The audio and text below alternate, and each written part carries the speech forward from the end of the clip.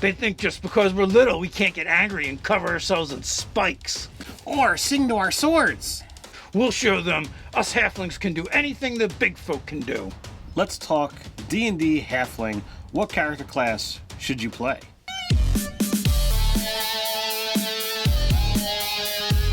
Hey, welcome to Nerdarchy, for nerds by nerds. I'm Nerdarchist Dave, and as always, I'm hanging out with this nerd. Nerdarchist Ted. Hey, maybe this is the first time hanging out in Ted's basement. It's a place where we like to talk about news, views, and homebrews for 5th edition Dungeons & Dragons. Sometimes we talk about other role-playing games too. So if you don't want to miss a single video, don't forget to hit that subscribe button and attune to that notification bell. Alright, so maybe you gathered from the intro, we're going to be talking about D&D Halflings and what character class should you play. So with this series of videos, we like to dive into the base race and then break it down into the sub-races and figure out what class should that sub-race be able to play, and then maybe talk about some unexpected classes that might work well with that racial abilities. Exactly. All right. So diving into the core race of Halfling themselves, they actually get a lot of really good abilities.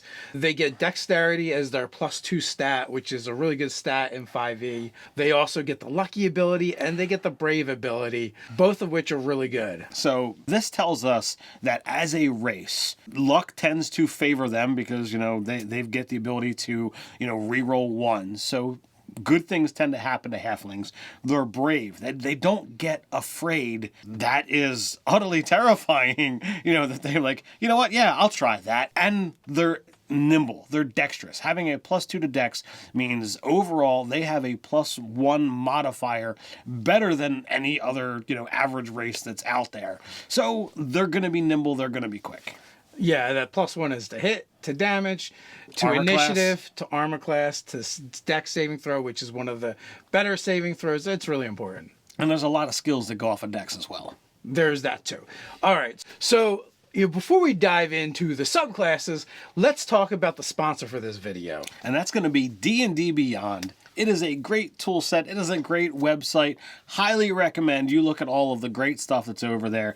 Even if you want to go check out the free stuff, they got articles, they got videos, and all the stuff that's on the SRD, you can go check it out over there. Not only that, if you become a subscriber and become a customer of D&D Beyond, it's going to give you the largest digital database for Dungeons and Dragons information out there on the web.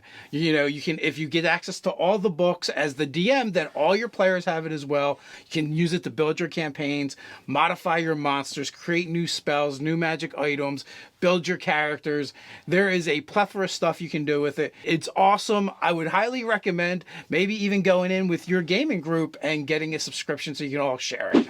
Absolutely. I think it is utterly amazing in all the aspects. We use it on a daily, weekly basis, not only for, creating these awesome videos, but for making our characters, doing research as DMs and players alike. It is just a great tool that I feel you need to have. So in the description below, you can find a link to D&D Beyond. Go check them out. Go show them some love. All right. So we're going to dive in. And as I said, we're going to break this down by each sub-race. And Dave loves doing things alphabetically. It makes him happy. So first up is going to be Ghostwise. That is true. It does make me kind of happy. So Ghostwise Halflings, they get a bonus to wisdom, and they get the ability to speak telepathically to other people that can understand them. So it doesn't even need to be understood. They just need to be able to have a language. They can communicate with one person at a time that is up to 30 feet away. So, this means they're more wise than the average person, and they don't need to speak out loud. So this pairs nicely with a couple different classes that, in my opinion, work well for this particular class. Okay, so let's dive into those classes, and then we'll talk about the unexpected, which there's some weirdness with the Ghostwise Halflings because of their lore. They actually warred with the other Halflings. These Halflings were ferocious, more violent, and more savage than the others. At the end of the war, they lost with the other Halflings. They kind of decided to go away from their savage ways. So that's going to make for some interesting possible story choices. All right, so what classes are they going to be best at? All right, well, they get a +2 to Dex and a +1 to Wisdom. Does anyone else hear Monk screaming besides me? It screams Monk. It also screams our Divine Casters. One of the things that Monk does really well for the small folk is the Monk unarmed or martial arts weapon damage goes up as they advance in levels. One of the biggest problems with being a small race is you can't use the bigger weapons. Totally negates that eventually. So it's a great mix. But then we're going to also, because of that Dex and Wisdom, not necessarily the Dex, but that Wisdom is going to make this a great character for those Divine Casters. Specifically, if you dive into Druid, there is nothing that's going to stop you from talking telepathically while you're in wild shape. So you can be an animal and still have the capacity to communicate. Fantastic crossover.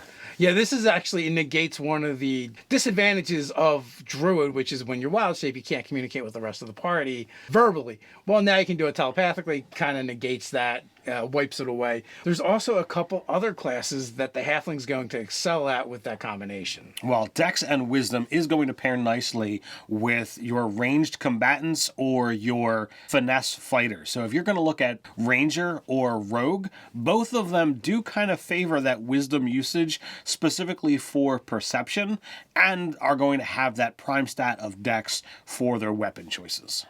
Prime stat of Dex still is the same thing for the fighter. Also, though, the Ranger Wisdom is their spellcasting ability, so it's perfect for that as well. Absolutely. So you had brought up, that these guys have some really interesting lore behind them, and because of that, there is some unexpected character classes that kind of work thematically for them. Yeah, well, one, they took an oath to forsake their savage ways. That instantly makes me think of a particular class in 5th edition Dungeons and Dragons. I wonder who is it that makes an oath? So thematically, Paladin would probably work really well. But the other one is, what if they forsake their forsaking and don't take the oath and they go back to their old ways, right? So and then that's going to lead them right to Barbarian. Yes, Savage and Ferocious fits right in there with Barbarian. So I think for the unexpected, I think those two work really well. Couldn't agree more. Next, we're going to move on to the Lightfoot Halfling. All right, now Lightfoot is going to get you a +1 to Charisma, and then they're naturally stealthy. So they've got the ability to kind of slip behind, your party members and disappear. Super useful for the rogue who wants to use the hide action. There's nothing to hide behind, but Bob the Fighter works perfectly. So he does that, ducks behind Bob the Fighter, breaks line of sight, gets advantage on his next attack so he can sneak attack. Super helpful, but that's getting a +1 to Charisma. So that's going to lead anything that's going to be your Charisma caster, that's going to be your Bard, that's going to be your Sorcerer, and that's going to be Warlock. Don't forget Paladin is also a Charisma-based class as well.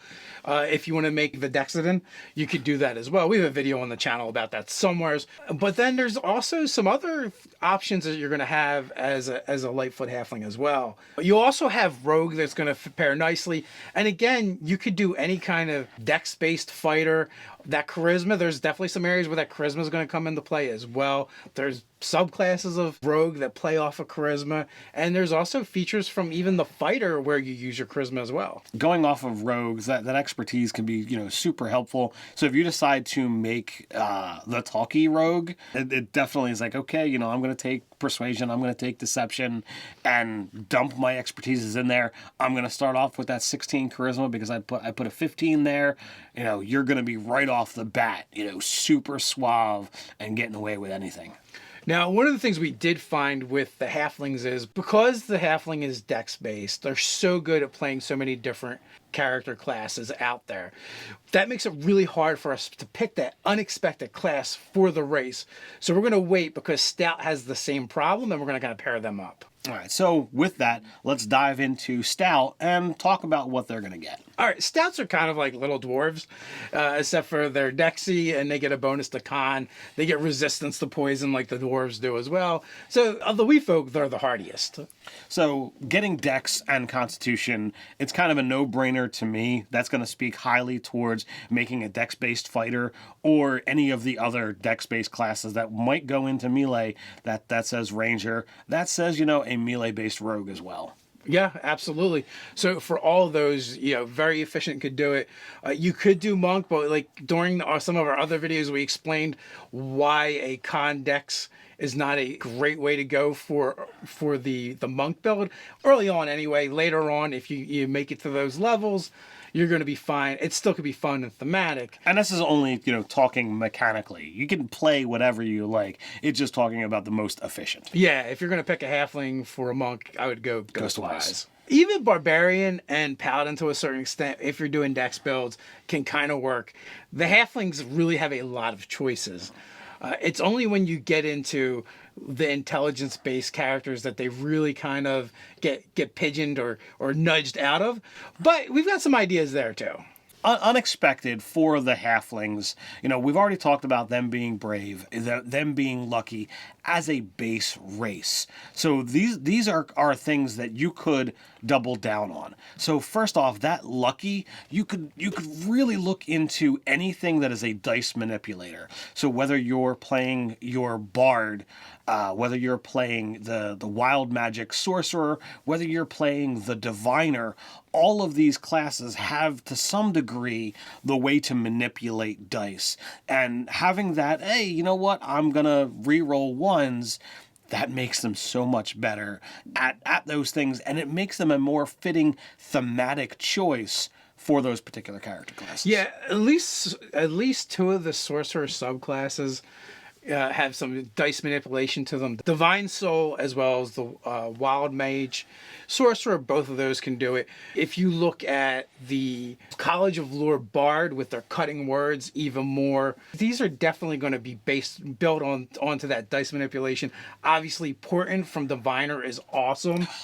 Then the other area that I would look, speaking thematically, is maybe luck gods. Luck or home and hearth. All of those seem to fit really thematically for playing a halfling.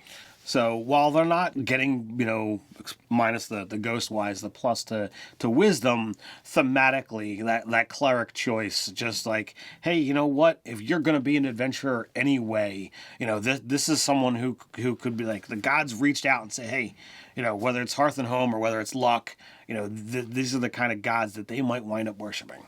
Yeah, and when I think gods and I think halflings, if I'm not considering halfling gods specifically, I think Temora right off the bat. So the question is, what is your favorite character class to play halflings with? Let us know. We got a place where we can discuss it down in the comments below. While you're at it, don't forget to like, share, and subscribe. On your way down there, don't forget to stop by the description and check out the link to D&D Beyond. So until next time, stay nerdy.